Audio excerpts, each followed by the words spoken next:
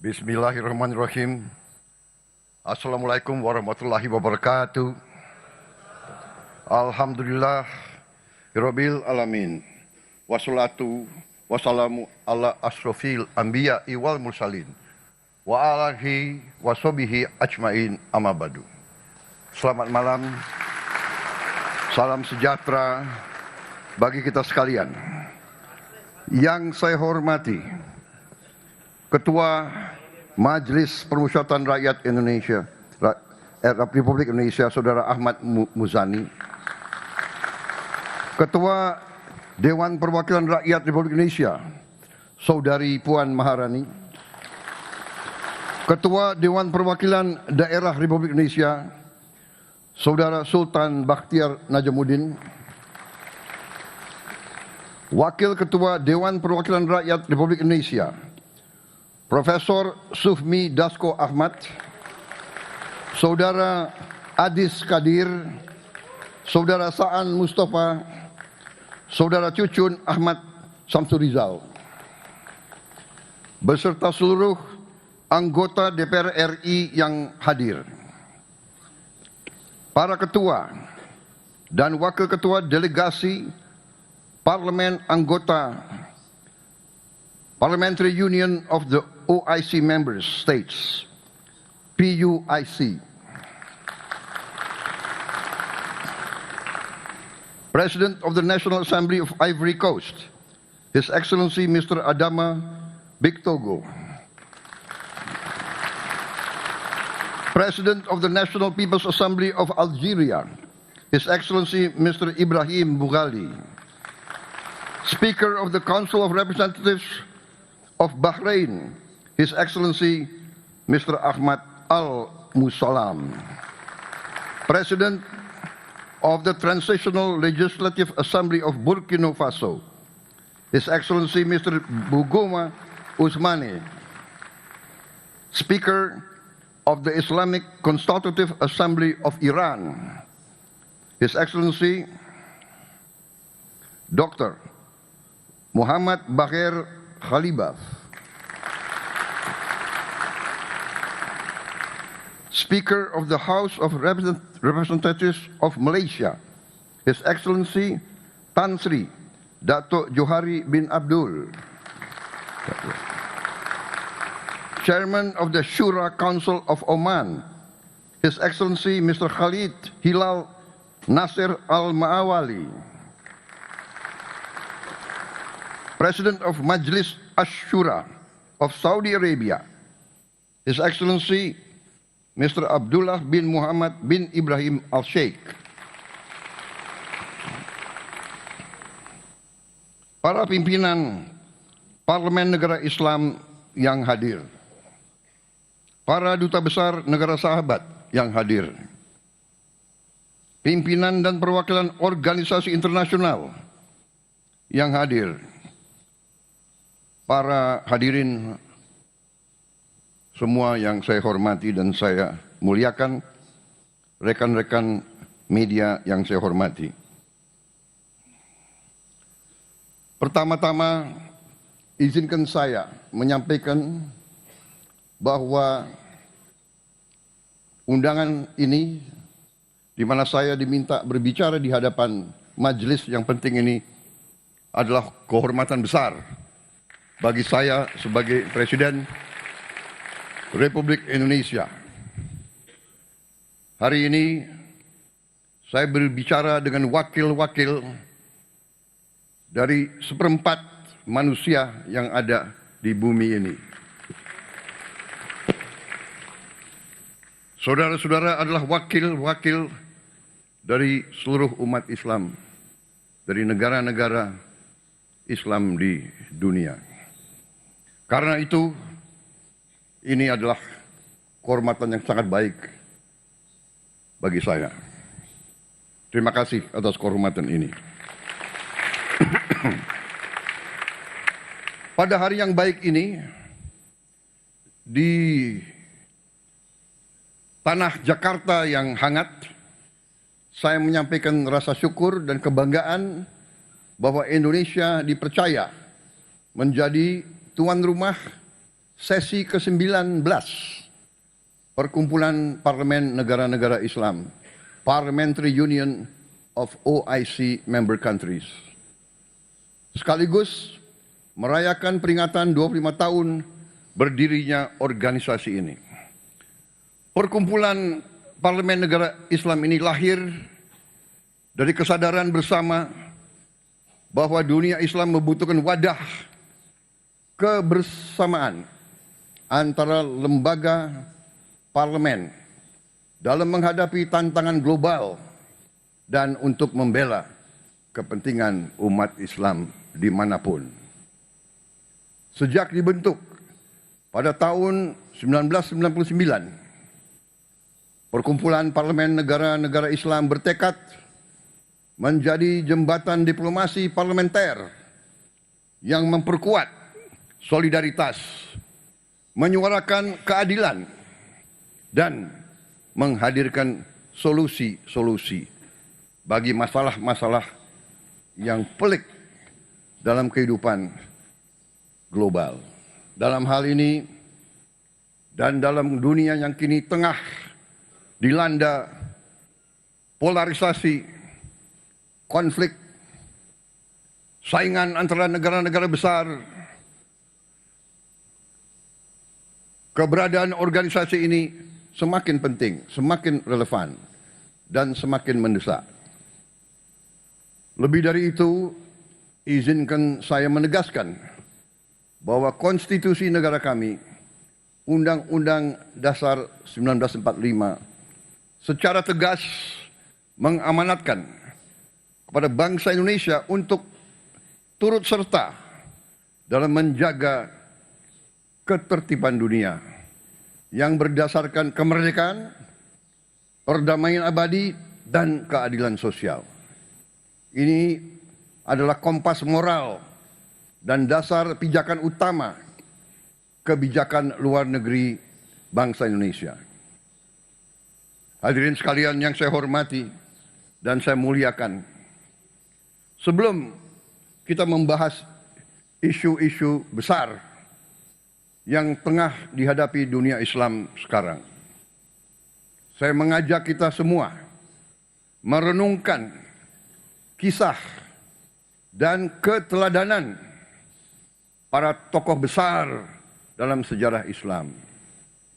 Kisah-kisah mereka bukan hanya catatan sejarah, tetapi sumber nilai dan sumber inspirasi yang sangat relevan bagi tantangan yang kita hadapi hari-hari ini.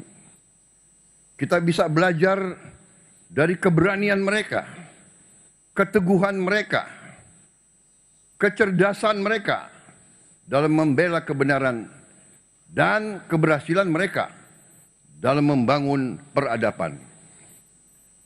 Salahuddin Al-Ayyubi, penakluk Yerusalem, mengajarkan kita tentang keadilan dan kebesaran hati saat berhasil merebut kota suci dari tentara salib. Ia tidak membalas dendam. Ia bahkan memberi jaminan keamanan bagi musuh-musuhnya. Beliau memberi contoh selalu melindungi yang lemah, selalu melindungi yang tertindas. Di dunia yang masih banyak diliputi kebencian dan kekerasan, keteladanan ini menunjukkan bahwa kekuatan sejati seorang pemimpin adalah kasih sayang, rasa kemanusiaan, dan tekad untuk selalu melindungi yang lemah. Khalid bin Walid, simbol pengabdian total bagi umat Islam. Seorang tokoh militer yang tidak pernah kalah dalam setiap peperangan dan pertempuran yang ia pimpin. Tidak ada satu pun pertempuran yang ia kalah.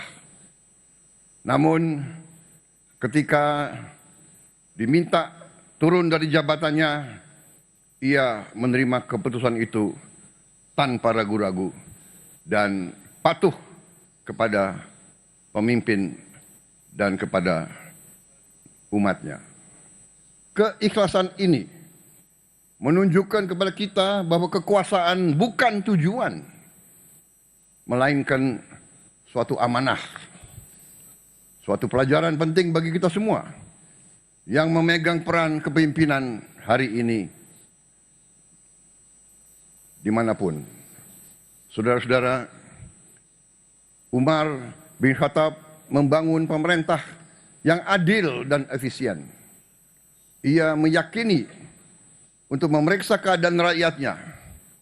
Ia tidak rela melihat rakyatnya diperlakukan dengan tidak adil, dan ia tidak segan menghukum aparatnya yang lalai dan yang tidak melindungi dan melayani rakyatnya. Dalam konteks hari ini, saya yakin bahwa rakyat kita semuanya menuntut pemerintah yang bersih dan transparan. Teladan Umar bin Khattab adalah panggilan untuk bertindak, bukan sekedar berwacana. Karena itu, saya sangat menghormati tema pertemuan ini, yaitu good governance dan strong institutions.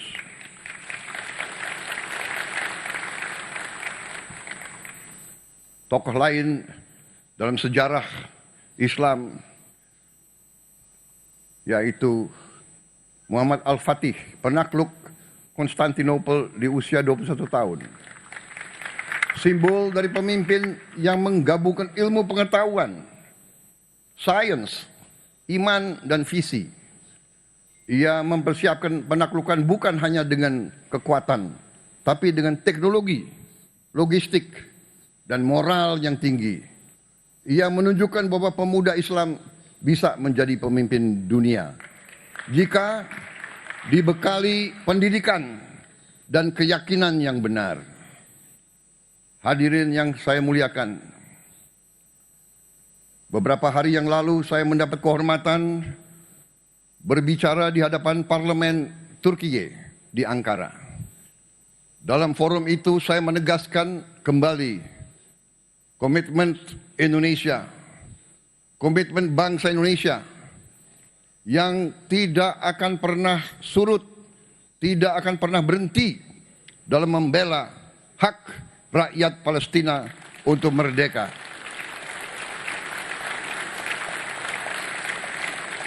Saya ulangi kembali di forum ini, sudah tiba waktu. Jangan kita sekedar berdiskusi, jangan menyusun resolusi lagi.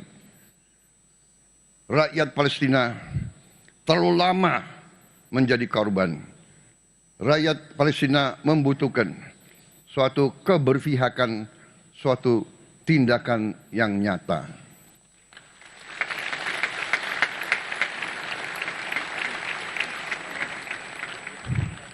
Indonesia akan terus berdiri bersama Palestina.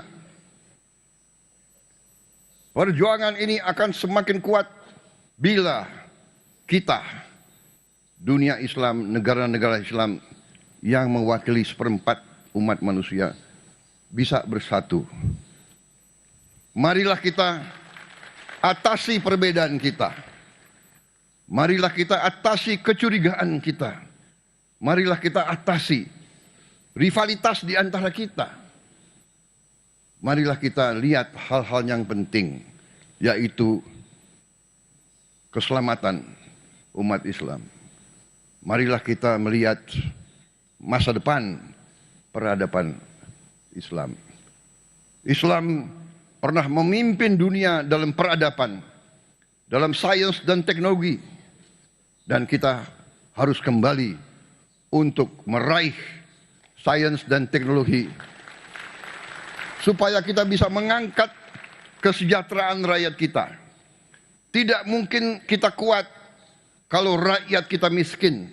Tidak ada negara miskin yang kuat Untuk itu kita harus keluar dari kemiskinan. Kita harus berjuang untuk mengangkat rakyat kita masing-masing dari kemiskinan. Dan untuk itu dibutuhkan pemerintah yang bersih. Hanya dengan pemerintah yang bersih kita bisa mencapai kemakmuran. Saudara-saudara sekalian, tantangan kita bukan hanya Palestina. Kita menghadapi tantangan di mana-mana, sebagaimana saya katakan. Tantangan ini merupakan sumber kelemahan, yaitu kemiskinan, kelaparan, korupsi, ketimpangan pendidikan, dan ketidakmampuan mengelola dan menjaga sumber daya kita masing-masing. Karena itu, tema pertemuan perkumpulan saudara-saudara tahun ini sangat benar dan sangat strategis. Good governance and strong institutions as pillars of resilience. Tanpa tata kelola yang baik, tanpa lembaga yang kuat, tanpa pemimpin-pemimpin yang jujur, pejabat-pejabat yang mengabdi kepada rakyatnya, negara tak akan pernah memiliki daya tahan, apalagi daya saing. Pemerintah Indonesia saat ini berkomitmen menjalankan beberapa agenda besar, mulai dari reformasi politik dan birokrasi, pembangunan sumber daya manusia, swasembada pangan dan energi, hingga penguasaan ilmu pengetahuan dan teknologi. Karena kami percaya solusi bagi masalah dunia dimulai dari bangsa kita sendiri. Apakah bangsa kita masing-masing berhasil mengatasi masalah internalnya sendiri? Saudara-saudara sekalian, kalau kita tidak bisa mengurus bangsa kita sendiri, bagaimana kita mau membantu umat yang sedang dalam kesusahan? Kalau kita lemah, tidak mungkin kita bisa bantu Palestina. Bahkan suara kita pun tidak akan didengar. Suara kita didengar kalau kita bersatu dan kita kuat. Siang ini, sebelum saya tiba di forum majelis terhormat ini, saya sempat berbincang dengan sahabat saya, Sultan Brunei Darussalam. Kami bersepakat bahwa dunia Islam bisa menjadi solusi bagi dunia. Kita bisa dan kita harus menghadirkan perdamaian dunia. Karena itu, saudara-saudara sekalian, ajaran Islam adalah ajaran perdamaian. Esensi ajaran Islam adalah cinta kasih. Inilah esensi agama kita dan inilah warisan yang harus kita hidupkan kembali di tengah dunia yang sedang kehilangan arah. Tetapi walaupun kita ingin perdamaian, kalau kita lemah, mungkin ada pihak-pihak yang tidak ingin perdamaian. Mungkin ada pihak-pihak yang melihat kalau kita lemah, kita bisa dijajah kembali, kita bisa disuruh-suruh sebagai bangsa pion, bangsa budak, bangsa kacung. Saudara-saudara sekalian, mari kita satukan langkah. Kita hidupkan kembali semangat-semangat tokoh besar kita. Kita buktikan bahwa Islam hadir sebagai rahmat bagi semesta alam. Saudara-saudara sekalian, marilah kita merapatkan barisan kita, atasi semua perbedaan kita, melangkah ke depan dalam persatuan. Terima kasih. Wassalamualaikum warahmatullahi wabarakatuh. Salam sejahtera bagi kita sekalian. Salam salve om, santi santi om, nama budaya. Salam kebajikan, rahayu rahayu. Terima kasih. Mr. President, we invite you, accompanied by the Speaker of the House and the President of the 18th PUIC, to strike the Gendang Tabui together as a symbolic act to mark the official opening of this prestigious conference.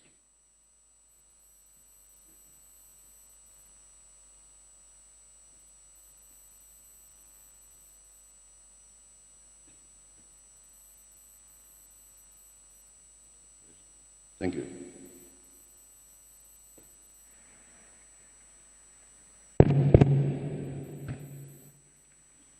Dengan mengucap Bismillahirrahmanirrahim pada malam hari ini, hari Rabu 14 Mei 2025, saya Prabowo Subianto, Presiden Republik Indonesia, membuka the 19th session of the Conference of the Parliamentary Union of OIC Member States, PUIC, and related meetings.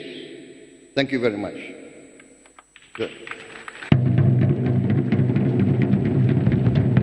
The 19th session of the Conference of the Parliamentary Union of OIC Member States and related meetings is now officially open.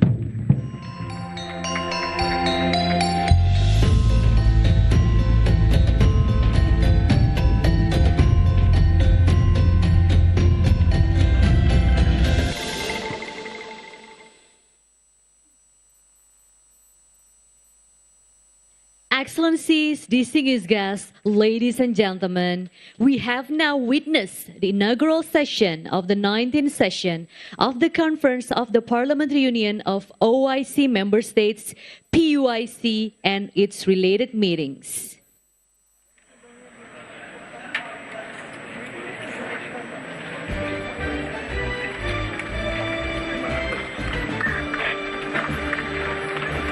Such a great honor to have you here, Mr. President. Thank you very much for this very precious meeting. Thank you, Mr. President, for your time. Ladies and gentlemen, as we draw this inaugural session to a close, we extend our heartfelt gratitude to excellencies, distinguished guests, and ladies and gentlemen for your esteemed presence.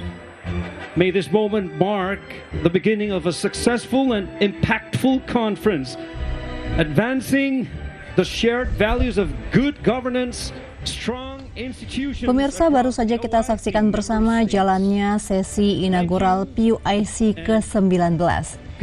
Tadi telah kita dengarkan bersama pidato Ketua DPR RI Dr. Honoris Causa Puan Maharani dan juga sambutan dari Presiden Republik Indonesia Prabowo Subianto. Dan pemirsa, tadi Ketua DPR RI Dr. Honoris Causa Puan Maharani menyebutkan PUIC memiliki komitmen dan kebersamaan untuk bersama mengambil posisi memperbaiki tatanan dunia menjadi lebih baik. Puan Maharani percaya PUIC dapat menghasilkan deklarasi dan resolusi untuk menghadapi tantangan saat ini melalui pertemuan-pertemuan yang diadakan PUIC. Puan Maharani mengajak parlemen negara OKI untuk menolak gagasan merelokasi rakyat Palestina dari wilayah Gaza. Gaza adalah